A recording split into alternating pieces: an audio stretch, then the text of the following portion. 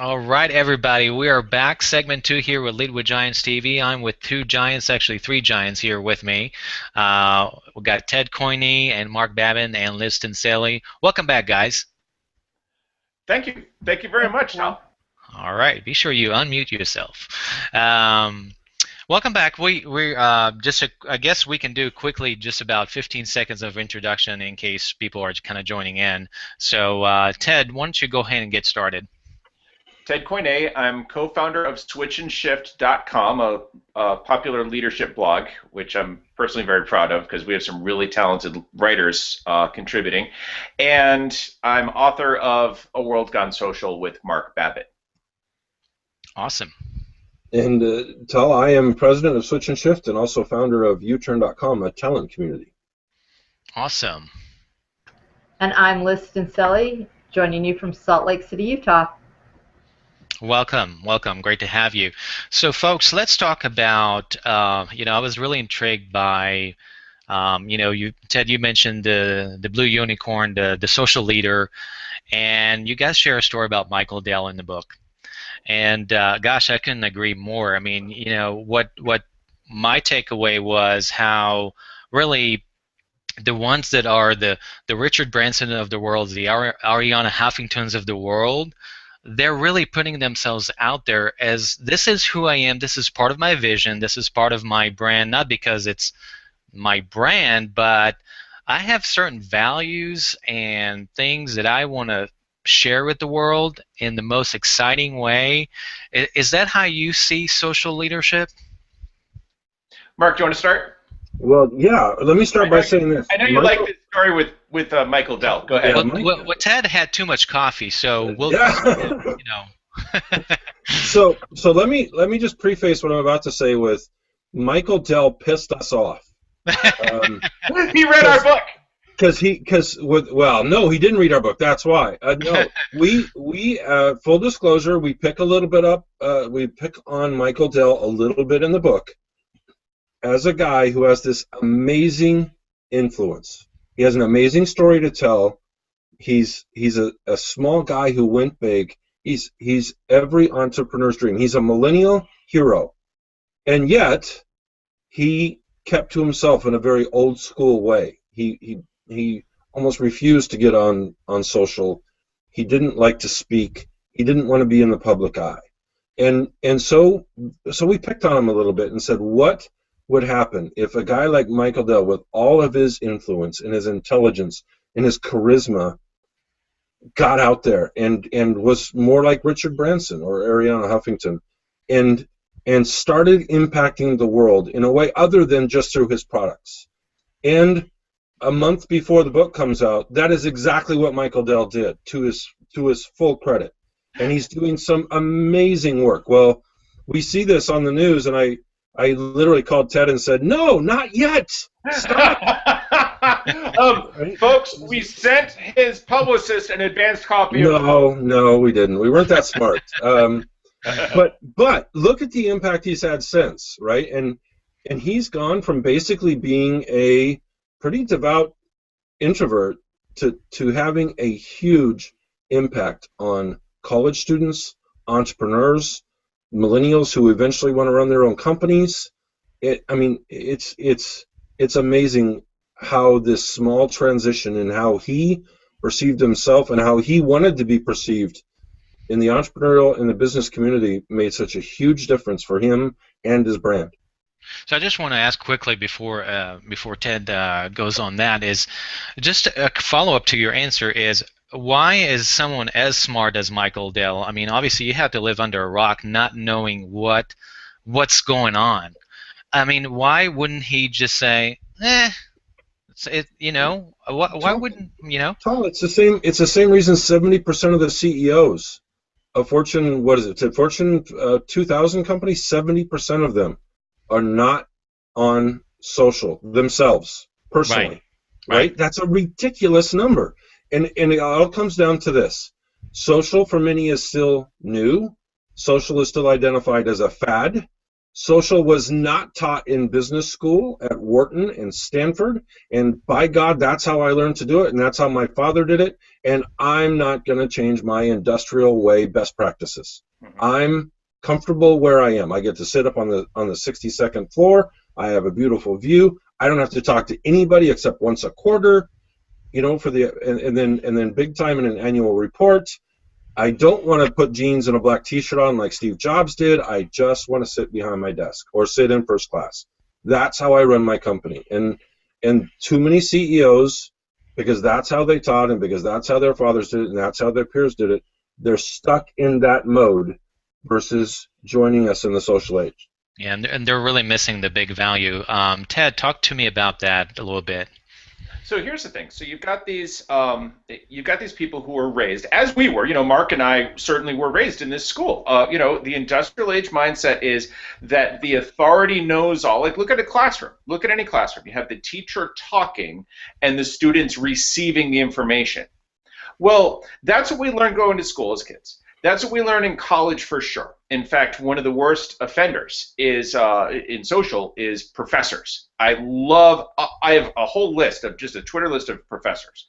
I follow these guys and gals, but they don't interact very, very often, and it dullens their message because people don't bother following you. If they do, they don't bother reading your stuff or they unfollow you. Oh, really? You're not going to have a conversation with me? When I say I really like your post or I agree with what you said here and then I just get crickets? Really? Okay, I'm going to unfollow you. That's what brands are doing and that's what executives are doing because that's what they learned back when social wasn't an option, back when we had billboards at the side of the highway. You can't talk to a billboard. You can't talk to a Super Bowl ad. Well, guess what? You can talk to a social brand, and people are brands now. And if you're running a company, be it 3 employees or 30,000, or 300,000, you are the poster child for your company. So get out there and talk. I guarantee you, though, the thing is, there's a big advantage for extroverts. I guarantee you that Ariana Huffington, Richard Branson set up a Twitter account one night, or Facebook or whatever. They set it up one night because they heard so many cool things about it years ago, right? And they just started engaging with people because it's another way for them to get out and be with people. Well, you know what? If you're shy, that's going to be tough. Although, like Mark says, you can be a clown because you've got a keyboard separating you from people. You don't have to have that social discomfort like at a cocktail party. Right, but I think I think that those people are missing out on a lot of different things that's out there, including profits because of things like that. So I'll come back to that, but let me give Liz an opportunity to ask a question here. So I'm curious what your opinions are on this idea that many of the mediums of social don't include video. We're taking advantage of video right now. But oftentimes we are missing out on those cues that help us determine meaning, such as tone and body language, and how, as a leader or a representative of our company, whether we be an employee or a leader, how can we overcome and compensate for the lack of those cues? So here's the thing with that. People think, okay, you're just stuck on your platform, whatever it is. And again, because, my favorite and Mark's favorite is Twitter. So people say, 140 characters, that's like a sentence or maybe 2. How do you get any meaningful engagement out of that? You don't stay there. You meet all sorts of interesting people in one very basic medium, and then you escalate. You say, hey, can we move over to email so that we can have a conversation? And in email, I do this all week long. I meet fascinating people. That's what I do. I collect fascinating people. And that's how we find a lot of our talent for Switch and Shift. So I'll say, hey, let's move to email. When we go to email, it isn't to stay in email. It's to say, hey, can we do a Zoom or Skype or Google Plus Hangout and just talk, just get to know each other, because I like the face-to-face. It isn't 2012 anymore, so we don't have to just do the telephone, right? So we go to face-to-face, and then you know what? Face-to-face, like what we four are doing right now, is awesome. But when Mark and I met for the first time and the second time, when my partner Sean and Mark's partner Sean met live, it was so much better. face-to-face and flesh-to-flesh is the best social medium of them all. So the idea is you start here, but you escalate and build deeper relationships over time. So I want to touch on that real quick. You've mentioned the keyword was relationships, and I think that there's somewhat of a confusion out there when we're talking about going social. Again, people think it's opening a Twitter account or I'm going to open up a Google Plus account. That's not what it really means. So, Mark, talk to us about that from your perspective, because I read in the book about some of the things you're doing, how really you picked up from that Twitter chat that you were involved with early on. Now you're just doing a lot of different things going social, but not for the marketing kick out of it. You're really adding value to people and you're serving people on a daily basis. So tell me about how you're building relationships by what you do in going social, Mark. Well, I was really lucky, Tal. One of the very first people I met on Twitter was a man. He was in Chicago, now in New York, Tim McDonald. And I asked him. We sat down. By the way, following exactly what Ted said, we met on Twitter, started talking on email. He was in Chicago. I said, I'm going to be in Chicago next month. Please let me buy you lunch. So our relationship just developed from there. And he told me a couple things in that very first meeting that really stuck with me, because I had 200 Twitter followers at the time. I literally had no clue what I was doing, like zero. And he said two things you need to know, the most important things about social. One is you have to realize social is simply the introduction. And you can't leave it there. You can't just let it sit there if you really want to move the relationship forward. And that was key to me. And so that's how I've approached it. I religiously, I admit, I religiously stay away from divas and drama queens and trolls. I don't enjoy talking to them on social, so I probably won't enjoy talking to them in person. But those people who really catch my eye, I go out of my way to learn what they're all about. And another person we talk about in the book, Steve Levy, has this great saying: pick up the damn phone. Right? Don't just tweet at me. Pick up the phone and let's have a conversation. Let's not just tweet back and forth. Let's not even email back and forth. Pick up the damn phone. And from those two guys, that's kind of been my thing on social. It is just an introduction. And then the second thing is that I learned from Tim specifically was he said the power of social isn't in meeting other people, it's in connecting other people. Mm-hmm. When you meet somebody that you respect and they're clearly an expert in their field, or they're just a nice person, introduce them to other experts, introduce them to other new people, other nice people. That's how you build your network, because once you begin not just building relationships, but helping other people build relationships, your social net worth goes through the roof. And that has worked so well for me. I didn't make it up. I don't take credit for it. It's all Tim's thoughts. But that's the key. Is can we realize that social is a digital format that allows us to be ourselves. It allows us to be human. It allows us to sit behind the keyboard. But ultimately, we have to go to the next level in order for those relationships to become business partners, mentors, friends, board of advisor members, board of director members. We have to go past digital to make those relationships sound. I really love what you're doing, because in the book there's really great stories to both of you, how you guys are building relationships, upping the engagement level in every. This is not a marketing scheme. I want to clarify here. This is building relationships in the most personal way. So you guys are amazing. I want to talk to you guys about, if I'm a middle manager and a leader there in a company, may not necessarily be the social arm or the marketing arm, whichever you want to call it, but how can I really be that social manager in my organization? I'm a middle-level manager. What can I do? I think regardless of where you are, the first thing is just to get online and listen, at least. See what people are talking about. you may be just stunned where you can go from there. Second thing is, social may be thought of as a marketing platform today. It's always going to be a very, very powerful marketing platform, but that was only one chapter out of 15 in our book. Mm-hmm. There's so much more to social media, and the way that social media is interacting with businesses and with leaders and with individuals, changing the way business is done. It is revolutionizing how people lead, how companies succeed or fail. It's got, just a little bit to do with this other stuff. So say you're a manager and you're in, I don't know, manager of the supply chain. You know what you can do on social media? You can find people who are talking about supply chain. You can join a group on LinkedIn where that's all they talk about, or you can join find some Facebook pages to connect with people there. You can certainly scour for the topic supply chain on Twitter. Right.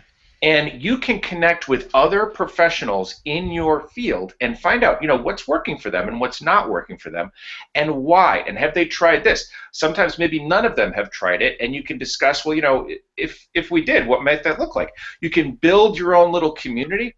Now, what we call this, by the way, our favorite part of the book is what we call open. Ordinary people, and that's just anybody, even experts are ordinary and sometimes. Ordinary people, extraordinary network. So, Tim McDonald is remarkable at community building, but maybe he's not good at, I don't know, taxes, and I'm not good at taxes, so he's not going to ask me, right? But I'll bet you the two of us, either he does or I do, have somebody in our network who is really good at taxes. In fact, I can think of somebody who lives in Chicago who I would go to like that, right? Now, she has never done my taxes. I have an accountant here in Florida. However, just as an example, right, I want to build some expertise where I have none. Reach out into the network. Reach out to the network and find those experts. And you know what? So we're trying to get in touch with Kevin Bacon because we use him in our book. Yes. So instead of 6 degrees of Kevin Bacon, it's now 2. In fact, no, it's 1 now because Tim McDonald knows him, so it's 1 now. Well, yeah, 1 degree. I believe that it's just about 1 degree. If you know a hyper-connected person, that person can connect you just like that to anybody in the world. Well, this video is going to go on social media, so you may have a better chance now. Kevin, we want to talk to you. There you go. Speak the gospel. Speak the gospel. That's great. I really appreciate it because I think that the example I was giving in the first segment is what Tony Hsieh did is not only thought about the marketing aspect of it, quote unquote, but thought about my employee culture engagement here is going to be so cool. I mean, if you go to where I work and my manager will find you on Twitter. Hand slap, right? But think about what benefits can be, right? I mean, so somebody saw this beyond just the command and control style, the industrial age, had a vision for the social age. I'm saying vision because this was years ago.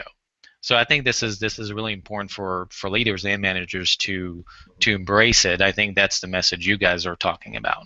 Well, a big part of what you just said is our industrial age assembly line process, right? We can't, on the assembly line, put bottle caps on beer bottles if we're focused on something else, right? That's how we learned. That's how we managed, and so we couldn't allow distractions, right?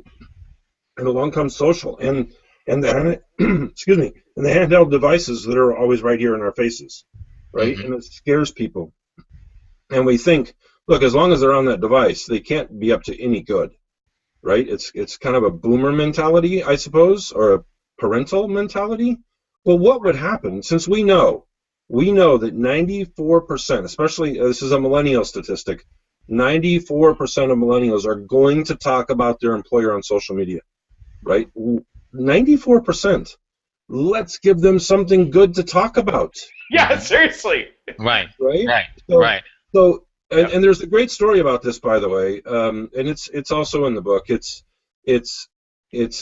it's a person, and we won't get into all the details, but a person had a grandmother who was dying, and so he said, look, I need to go to. Was it Panera Bread? Panera Bread? Yeah, she wants to go to. She wants clam chowder from Panera Bread, right? There's somebody who just read the book last night. Right, and so I'm telling you, man, I was. So this guy calls. He says, Panera Bread, I need to come get some clam chowder. So, well, it's not Friday. We don't have clam chowder. And he said, well, this is like my grandma's dying wish. She's not doing well. I need clam chowder. And so the manager says, you know what? Let's do this. Let's make this nice guy some clam chowder for his grandma. That he then very reluctantly, even he and his mother get on Facebook, and they talk about the experience they had with this manager at Panera. 1 million comments later, 1 million likes later, Panera Bread's stock goes through the roof because this story's gone crazy. They're 28% increase that quarter in stock price without any major campaigns, without any major factor, normal number of stores opening, nothing else contributed. Even Panera says nothing else contributed to their surge in stock price and their surge in revenue other than one post on Facebook. Right? I love that story. I really love that story. And let's conclude with that, because I think that we kind of take it for granted. The people that work in customer service, I know Ted Coine comes from the customer service industry and wrote about it. We take it for granted, but if we understand the power of that individual you just mentioned that made the soup and went above and beyond, that is a brand ambassador. And you could take it further, as you mentioned, to Facebook and things like that. So, guys, I really appreciate your time, and I've enjoyed the conversation. I think our audience will enjoy that as well. I really appreciate all of you guys. Tal, we appreciate you. Thank you so much for having us. And Elizabeth, thank you as well. Yes, thank you both. This is a fun conversation. Yeah. Great. It's been great. All right, everybody. This is it for us. Hopefully, we'll do that more in the future as these guys will settle, and because they have a book launch coming up. But you guys can catch us. We'll put this out there for everybody to watch. Again, I can't be humble enough and thankful enough for these guys to be on our show. So thank you so much.